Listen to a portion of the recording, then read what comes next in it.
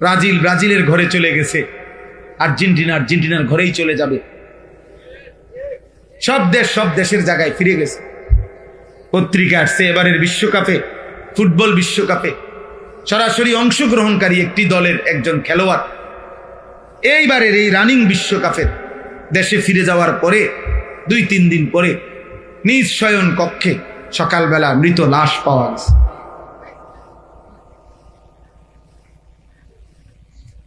এখনো খেলা শেষ হয় নাই।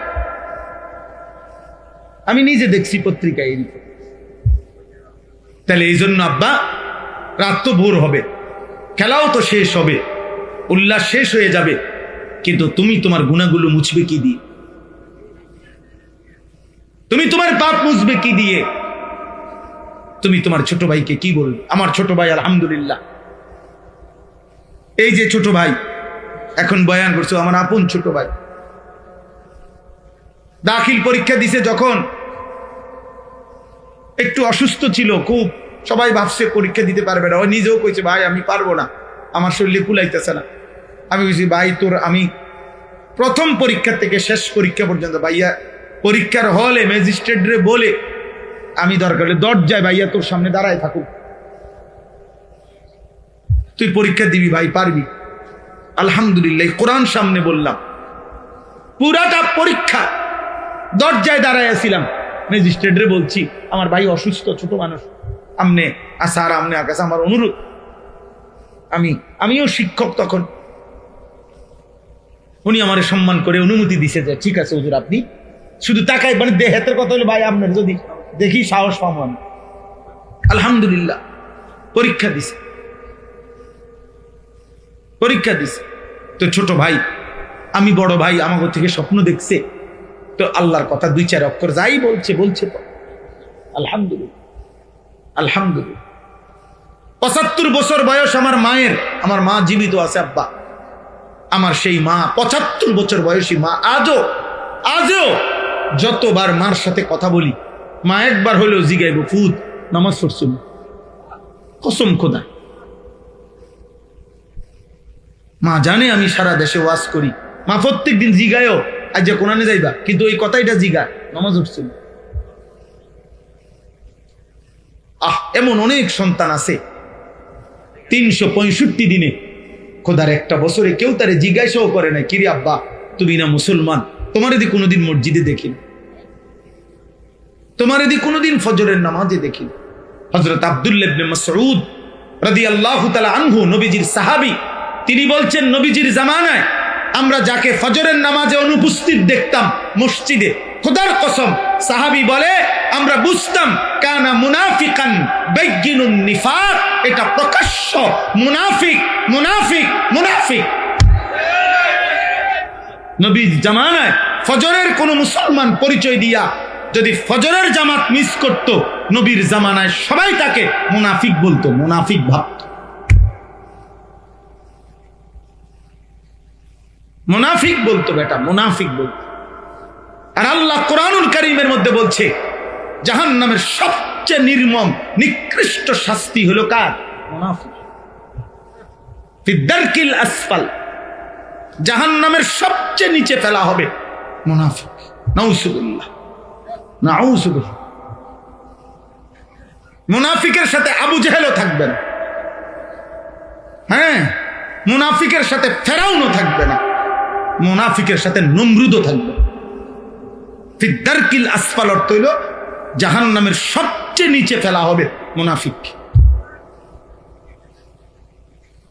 তামাশা মনে করছো আব্বা? হ্যাঁ, তোমরা অনেক ছেলে তামাশা মনে করছো, অনেকেই। দয়া করে অতএব আমি অনুরোধ করলাম তুমি আজকে এটাই কথা, 3টা জিনিস আল্লাহ, আমি এবার তর্জমাটুকু বলি তাইলে আমার কথা শেষ। 3টি জিনিস এমন আল্লাহ আমাদেরকে দিছিলেন, আর একটু সময় শুনেন।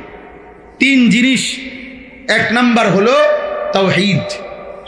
তাওহীদ মানে কালেমা লা ইলাহা ইল্লাল্লাহ। এই যে লা ইলাহা ইল্লাল্লাহ, এর চাইতে শ্রেষ্ঠতম কোন নিয়ামত এই সৃষ্টিতে আল্লাহ মাখলুকাতকে দেয় না। 2 নাম্বার মুহাম্মাদুর রাসূলুল্লাহ সাল্লাল্লাহু আলাইহি সাল্লাম, যাকে আল্লাহ তাআলা রাসূলের মতো নিয়ামত দিবেন, তাকে এর চাইতে দামি কোনো নিয়ামত দেন না। 3 নাম্বার কোরআন। 3 নাম্বার কি? কোরআন। এই 3 জিনিস, লা ইলাহা ইল্লাল্লাহ, এই কালেমার দৌলত আল্লাহ যাকে দিছে, মুহাম্মাদুর রাসূলুল্লাহ সাল্লাল্লাহু আলাইহি সাল্লাম, নবীর ভালোবাসা, নবীর সম্পর্ক, নবীজির মহব্বত, নবীজির সুন্নাত, এই জীবন আল্লাহ যাকে দিছে, আর কোরআনুল কারীম যার হৃদয়ে, যার জীবনে আল্লাহ তাআলা অনুসরণ দিছে, আল্লাহ তাআলা তাকেই সর্বশ্রেষ্ঠ নিয়ামত দিছে। তো এবার এই আয়াতের অর্থ হইল, আল্লাহ বলেন এই 3টির যে কোনো একটিকে প্রত্যাখ্যান করা। তাওহীদ, লা ইলাহা ইল্লাল্লাহকে কেউ যদি প্রত্যাখ্যান করে, নবী সাল্লাল্লাহু আলাইহি সাল্লামের জীবনের কোনো একটি আচরণকে কেউ যদি প্রত্যাখ্যান করে, কোরআনের কোনো একটি কথাকে কেউ যদি প্রত্যাখ্যান করে, তো আল্লাহ বলেন এ সবচেয়ে বড় জালেম, আর এই জালেম যেন আমি আল্লাহর উপরে মিথ্যা অপবাদ আরোপ করে। অর্থাৎ সে মূলত যে লা ইলাহা ইল্লাল্লাহকে প্রত্যাখ্যান করছে, সে আল্লাহকে প্রত্যাখ্যান করছে।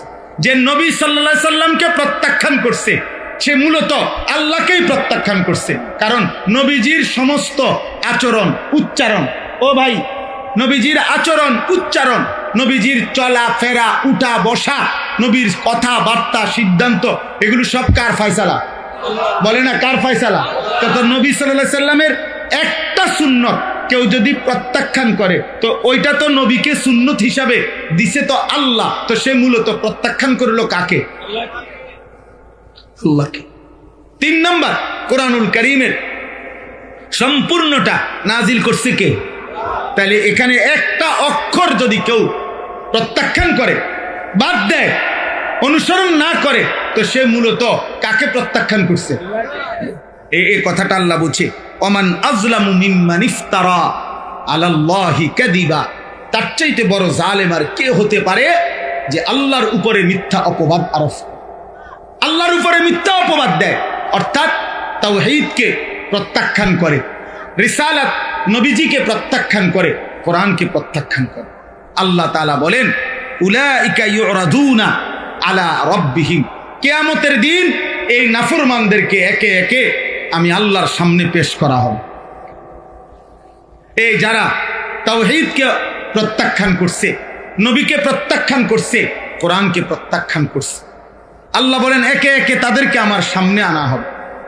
ওয়ায়াকুলুল আশহাদু হাউলাইল্লাযীনা কাযাবু আলা রাব্বিহিম, আল্লাহ বলেন একটা একটা সাক্ষী আমার পক্ষ থেকে এই নাফরমানদের বিরুদ্ধে সাক্ষী দিয়ে বলবে, আল্লাহ এরাই সেই নাফরমান যারা আপনার কথাকে কাযাবু, মিথ্যা মনে করেছে। কয়েক 5টা সাক্ষী। একজন ব্যক্তির পাপের বিরুদ্ধে প্রত্যেক, আমি কিংবা আপনি, প্রত্যেকের পাপের বিরুদ্ধে সাক্ষী দিবে মোট 5টা। কয়টা? 1, এই বাম কাদের ফেরেশতা, উনি জবান দিয়া বলবে। 2, আমল নামার লিখিত কপি, আমল নামার মধ্যে লেখা আছে না, এই ফাইল।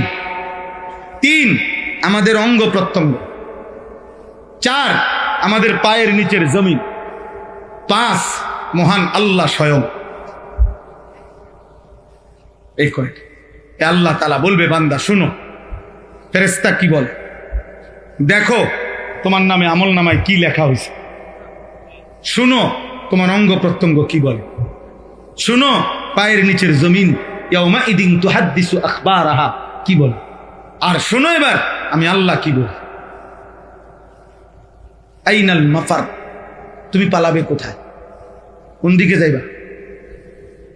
আল্লাহ তাআলা বলেন এই সমস্ত সাক্ষ্য প্রমাণে যখন 5টা সাক্ষীর থেকে উচ্চারিত হবে নাফরমান, পাপী, তা আল্লাহ তখন বলেন আলা লানাতুল্লাহি আলা যালিমিন, হে জালেম, হে পাপী, তোর উপরে আল্লাহর লানত, লানত, লানত তোর উপরে, লানত তোর উপরে,